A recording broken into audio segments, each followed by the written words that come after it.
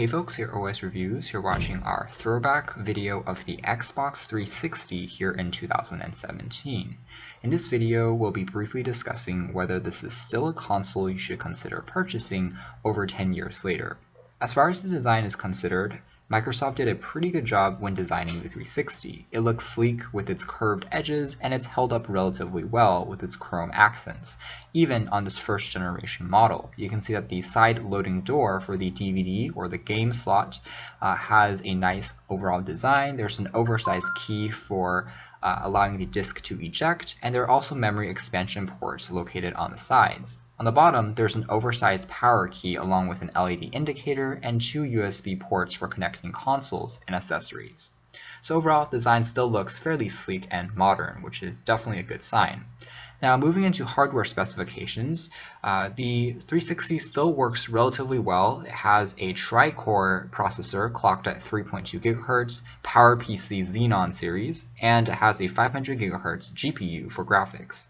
The memory is capped at 512 megabytes for RAM, and the built-in hard drive capacity varies from 20 gigabytes all the way up to 250 gigabytes, depending on the model that you purchase. On this first generation model, the hard drive can be detached from the top of the unit, as you can see, and of course the shell itself is contained. Now, this is compared to something like the Xbox One, of course, which has an octa-core processor based on x86, and compared to 512 megabytes of RAM, we now have 8 gigabytes. So there has definitely been a boost in terms of the hardware.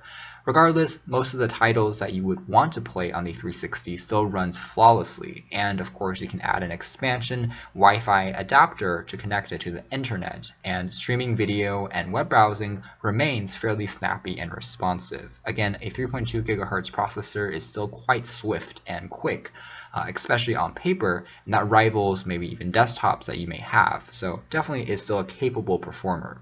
When it comes to connectivity options, the 360 features a full-sized HDMI port. There's also an AV adapter port for connecting to older televisions. In terms of audio technology, it has Dolby Digital built right on in, so it has surround sound when watching movies and playing back your games. The game slot does also play back regular DVDs, so you can even use it as a traditional DVD player, which is pretty cool. At the bottom, there's a proprietary AC port for plugging it into the wall, which works pretty well. There's actually 2 versions. An international version has a slightly different design for that plug, but regardless, no real complaints there. Ventilation grills surround the top and right edges of the machine to prevent it from overheating, and there is a slight fan that will kick on to also aid in the cooling process. Otherwise, again, the original Xbox 360 that we have here did not come with a integrated hard drive. At the same time, later models might be bundled with a Kinect sensor, and although this supports it, again, it doesn't come included with it. However, all the titles will still play. The USB-based I/O port is rated at USB 2.0, and it will support regular keyboards as well for rapid text entry, in addition to Microsoft licensed consoles for gaming. When this came out, the retail price was roughly $300, and now if you pick it up on Amazon or eBay, you should be able to score one for around $50 or under, depending on the condition. So there's definitely been a huge price reduction, and it's quite affordable now for what it is.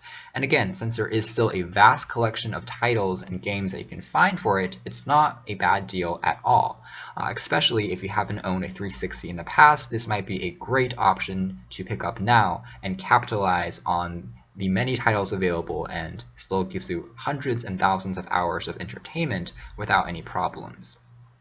So if we take a closer look at some additional info about this unit before moving into the software side of things, the Kinect sensor had a resolution of 640 by 480, so again, some of the peripherals and accessories might not be 4K res anymore, but since it was one of the first consoles to come with a HDMI port, it still can be linked up to full 1080p monitors and television sets, and it looks pretty good, so no real complaints there. You can also connect it to the internet by using regular Ethernet if you didn't want to use Wi-Fi connectivity. So that's pretty much it as far as the hardware is concerned. You can see this is what it looks like with the door that pops open, and it's strong enough to be loaded up with discs even if it's standing at various positions such as upwards and mounting it at different points, let's say on a wall. So no issues there. Finally, now we're booting into the interface, and you can see that boot up times are still quite snappy. It takes less than 30 seconds to get into the system. And the Xbox 360's interface has gone through many evolutions through the process of its 10-year history. And that's actually a good thing, because at first the interface wasn't very attractive or intuitive, but now it's gotten a lot better with refinement, with users giving feedback, and of course it's one of the benefits of having a console has gone through multiple generations.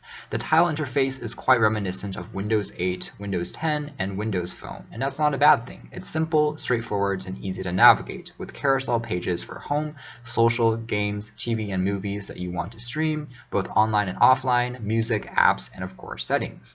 All these icons are oversized, easy to read, and easy to access without any issues. From the settings, you can take a look at your system in terms of the memory, Kinect, storage, and also computers and televisions that you want to link up. And again, there's still quite a lot of things that you can play around with it. If you have a Windows phone, you can also link that up and use it almost as a controller of sorts. In terms of storage, there's also some cloud storage capabilities available. So in terms of computers, you can view back Windows Media Center if you have an older Windows laptop, and that allows you to transfer content wirelessly when synced to the same Wi-Fi network, which is a pretty cool trick for extending the entertainment functions of the Xbox 360. So you can see that all the avatars and moving animations are still quite snappy and smooth, and there's no real hiccups at all, and of course you get quite a bit of detail as well in your gameplay. Xbox Live is another pretty cool feature, especially if you want to connect to the internet and share your status with friends and family, and overall you can see that this is definitely still a very modern looking interface, and of course with tons of titles available, it remains, I think, a pretty strong choice here in 2017, again in terms of value.